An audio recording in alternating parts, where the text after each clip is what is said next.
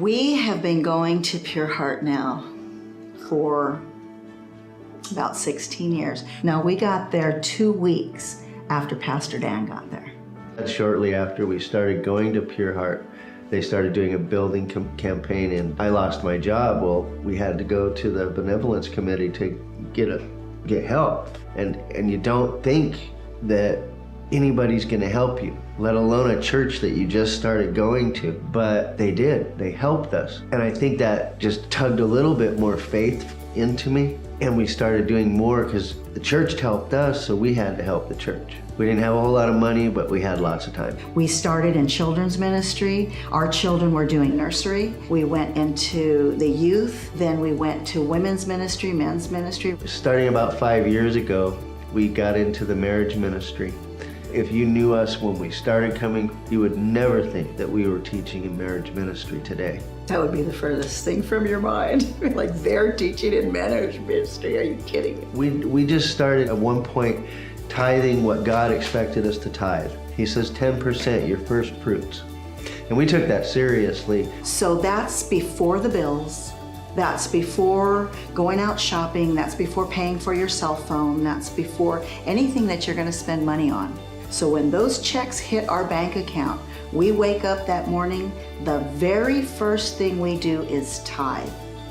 There have been times when I didn't know if Rob had paid the tithes yet, and I can't get a hold of him, and I didn't spend any money until he came home from work that day. It's just to make sure that that was the first money that came out.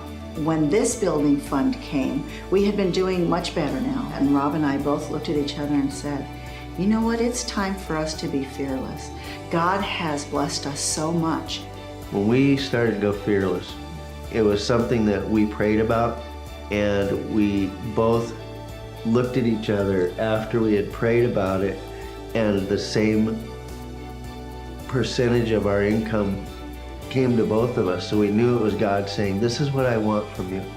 And he had given us so much that there was no way that I could even say, well, God, I can't do this. When we started giving and going over and above our first fruits, jumping all in, so to speak, certain doors started to open for us. And we are now in a care center ministries where chaplains go and preach to people that are forgotten, the people in the skilled nursing facilities and assisted living facilities. I go and I talk to people in their homes and group homes, people that need God's word. He gives us the means in which to go out and do this. We didn't have that means. And not just the means financially, but the means in our heart.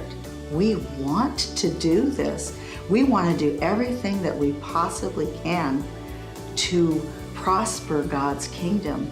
And in the same sense, he prospers us. And when God gets you to a certain level, and especially if he's gotten you to go fearless, I personally don't think that we're gonna go backwards.